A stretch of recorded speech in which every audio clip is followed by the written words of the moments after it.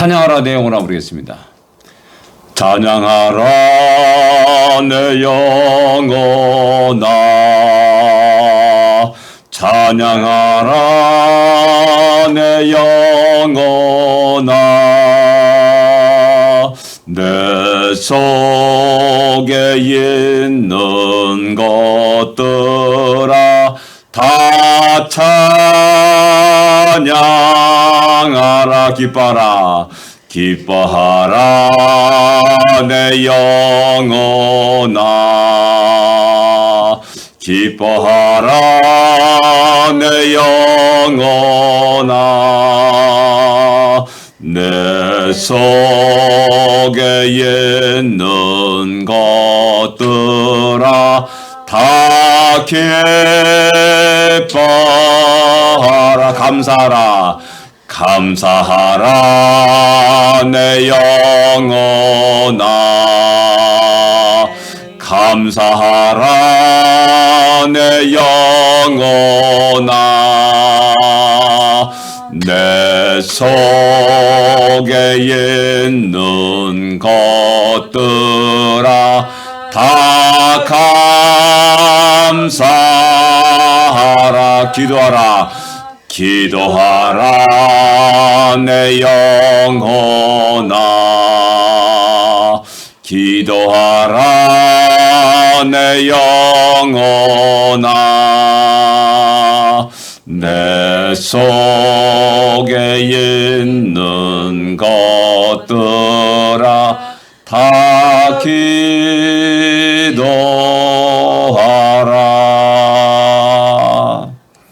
오늘도 주 안에서 기뻐하며 감사하며 또 하나님께 기도하는 그런 복된 하루가 되기를 원합니다. 신앙 고백드리겠습니다.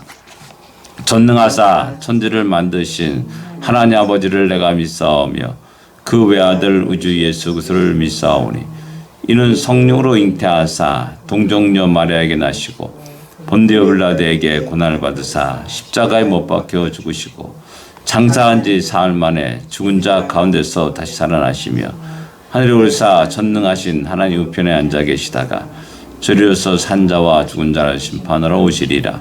성령을 믿사오며 거룩한 공예와 성도가 서리교타는 것과 죄를 사하여 주는 것과 몸이 다시 사는 것과 영원히 사는 것을 믿사옵나이다. 아멘. 하나 요한일서 2장 21절, 22절, 23절을 같이 읽겠습니다.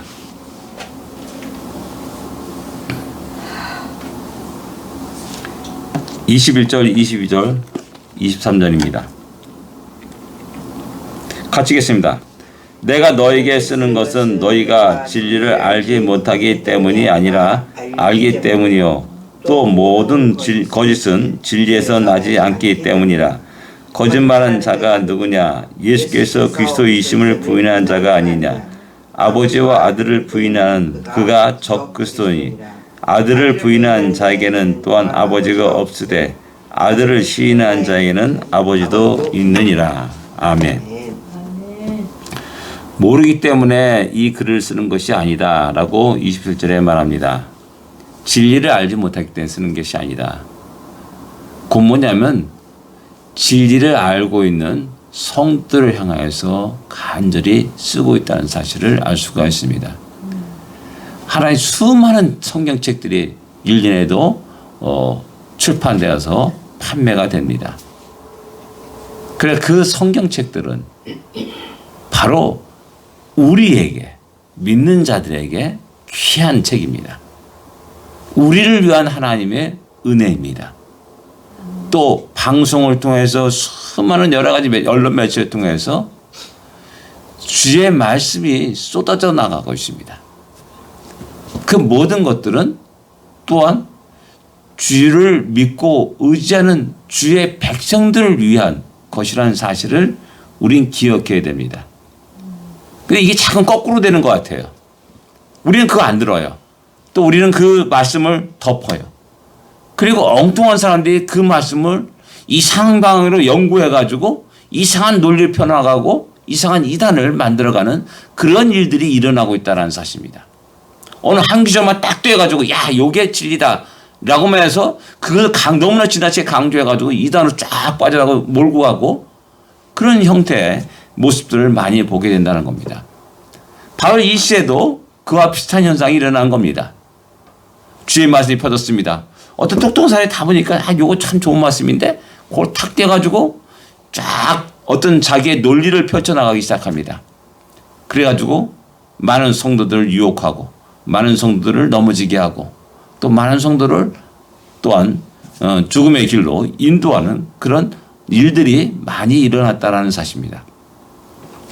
우리를 위해서 우리에게 전해진 이 생명의 말씀을 더욱더 사랑하고 귀하게 여기고 또 그 말씀의 참된 질을 깨달아야 된다는 사실입니다.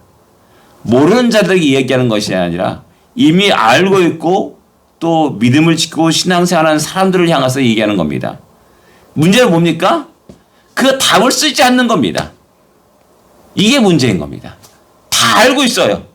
알고 있는데 그 길을 가지 않아요. 자꾸만 세상을 기웃기웃거리고 세상을 향해 눈을 돌리고 저기 가면 더 재밌을 거다, 더 좋을 거다, 더 화려할 거다 그런 식의 생각을 가지고 자꾸만 한 발을 딛고 두 발을 딛고 자꾸만 거기로 가려고 자꾸만 그럽니다. 뭐 아이들하고 똑같은 겁니다. 어린아이들. 야 사탕 줄게. 이리 와. 하면 쫙 부모가 뭐 있습니까? 그냥 다 따라가는 거지 않습니까? 그래서 길을 잃어버려요. 그리고 납치당하고 그래 결국 그의 인생을 완전히 어둠 속에서 파멸되는 그런 인생들을 살아갈 때가 많다는 것입니다. 바로 그렇기 때문에 다시 이야기하는 겁니다. 강조하는 겁니다. 성도들이여 정신을 차려라. 지금 너희가 듣는 거짓은 결코 우리 통해서 진리를 통해서 나간 것이 아니다. 그들을 바로 알고 적과 악운을 분명히 구분할 수 있는 분별할 수 있는 그런 것이 돼야 된다라는 사실입니다.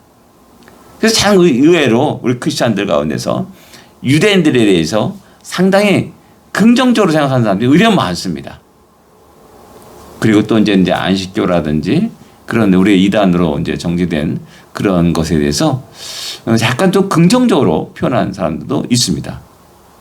지금 미국에서 가장 도덕적으로 또 이렇게 뛰어난 그런 종파가 몰몬교입니다. 기독교보다도 더 뛰어난 도덕적 우위를 갖고 있는 게 몰몬교입니다. 근데 몰몬교는 두 와이프를 두고 뭐 이러잖아요? 아니 그건 공식적으로 폐지됐어요. 그게 자꾸만 그 도덕적 우위를 보면서 야, 저 사람 참 멋있다. 그들의 인격이나 그런 모든 것이 뛰어나다. 동정을 하는 그리고 한 걸음 한 걸음 나가는 그런 일이 발생하고 있다는 겁니다. 그래서 이제 미국 공화당에서 이제 몰몬교 이제 대통령 후보가 선출되고 하는 그런 일도 일어나는 겁니다. 그럼 이제 미국은 이제 뒤집어지는 거겠죠. 점점 그렇게 이게 확산돼 나갑니다. 그런 속에서 성도들 향하여서 정신을 차리라고 말하는 겁니다. 바르게 알고 바른 삶을 살 것을 이야기하는 겁니다. 그래서 이제 그 다음에 이제 22절에 보면은 거짓말하는 자가 누구냐? 예수께서 그리스도이심을 부인하는 자다. 예수 그분이 메시아심을 부인하는 자들이 거짓말을 하는 자다. 거짓된 자다라고 말하고서 적그리스도가 누구냐? 그 다음에 이어서 또 말합니다. 아버지와 아들을 부인하는 그가 적그리스도시다라고 말합니다. 여기서 이제 유대인의 문제가 아주 너무나 명확하게 나갑니다. 괜히 이상한 동정을 바라고 야 저들도 구원받을 거다. 뭐 저들도 하나님 믿고 살아가지 않느냐.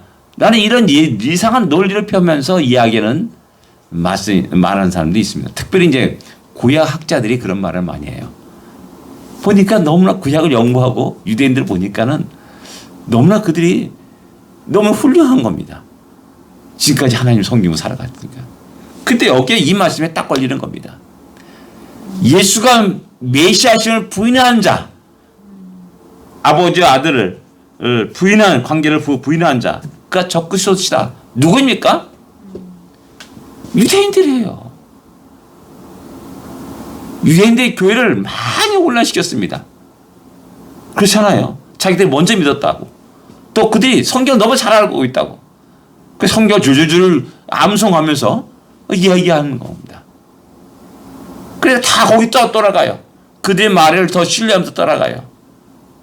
교회를 완전히 뒤집어 놓습니다. 다시 옛날 율법주의자, 유대인들만의 하나님, 그 테두리 속에 딱 하나님을 가둬놓는 그런 어리석음을 범하게 된 겁니다.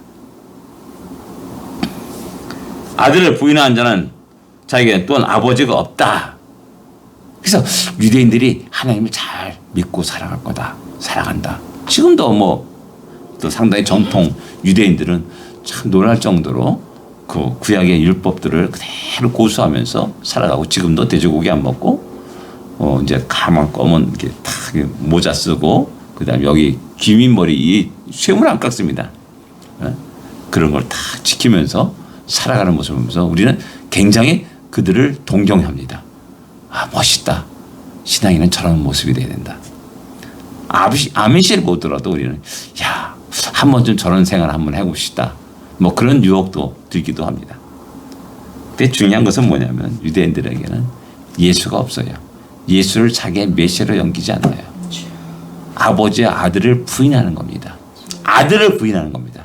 아들을 부인한 자는 아버지도 없다라고 22절에 말하는 겁니다. 아들을 시기한 자에는 아버지도 있느니라 라고 말씀합니다. 그래서 요한계시록에서는 유대인들의 회다. 너희들이 유치한 어디가 있느냐? 유대인들의 회에 있다. 적그리스도다라고 분명히 선언합니다. 요한 사도는. 자기 자신이 유대인입니다. 유대인 속에서 살아왔고 유대의 전통을 지키며 살아왔습니다. 그러면서 저들이 얼마나 하나님의 뜻을 회방하고 하나님의 베풀으신 그 놀라운 은혜를 거부하고 구원을 거부하고 살아간지를 너무나 잘 알고 있는 겁니다.